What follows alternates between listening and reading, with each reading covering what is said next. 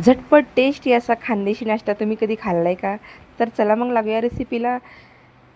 हरभऱ्याची डाळ 1 cup, 1 cup मुगाची डाळ, 1 कप तुरीची डाळ छान 4 तास अशी भिजून घेतली आणि स्वच्छ पाण्याने धुवून आता मिक्सरला बारीक करून घेऊया. सर्व डाळी मिक्स करून घेतल्या. त्यामध्ये जिरं, ओवा, मिरची, लसूण आणि थोडीशी कोथिंबीर हे छान बॅटर बनवून घेऊया.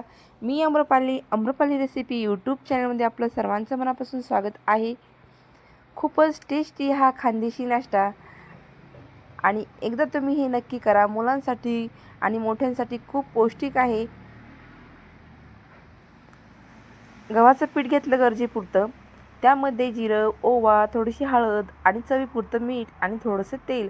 आता हे जिन्नस छान मिक्स करून आपण घट्टसर पिठाचा गोळा मळून घेऊया.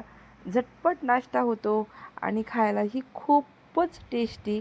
एकदा तुम्ही नक्की करून बघा. पिठाचा गोळा मळून झाला. बॅटर मिश्रण डाळीचं काढून घेतलं आणि त्यामध्ये चवीपुरतं मीठ, थोडीशी हळद मिक्स करून घेतली आणि या भांड्याला तेल लावून घेतलं आणि पातेल्यात एका गरम करत पाणी ठेवलेलं आहे. पिठाचा गोळा छान असा घट्टसर मळून घेतला. आता छान हवी तशी चपाती आपण ही लाटी लाटून घेऊया.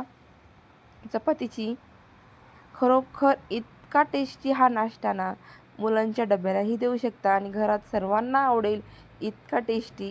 जे डाएट फॉलो करतो त्यांच्यासाठीही खूप टेस्टी हा नाश्ता आहे. छान अशा मी सर्व वाफोळे बनवून घेतलेले आहेत. असं मिश्रण डाळीचं लावून घेतलं छान आणि हे आता 20 मिनिट मी शिजवून घेतले आहेत. बघा किती छान रंगही आलेला आहे. आता हे थोडे थंड झाले की हे आता कट करून घेऊया. व्हिडिओ संपूर्ण बघा. व्हिडिओ आवडला तर लाईक नक्की करा. छान हवे तशा आकारात हे वाफोळे आता कट करून घेतलेले आहेत. आता याला आपण छान तडका देऊया आणि थोडंसं फ्राय करून घेऊया. बघा किती छान झालेले आहेत. आता कढईमध्ये तेल टाकलं. त्यामध्ये आता थोडीशी पांढरे तीळ, जिरं, मोहरी, कोथिंबीर, मिरची आणि छान असं भाजून घेऊ. त्यामध्ये हे वाफोळे आपण छान मिक्स करून घेऊया. व्हिडिओ संपूर्ण बघा. व्हिडिओ आवडला तर लाईक आणि आपल्या चॅनलला सबस्क्राईब नक्की करा. हे वाफोळे आपले तयार झाले आहेत. आपली ही रेसिपी तयार झालेली आहे.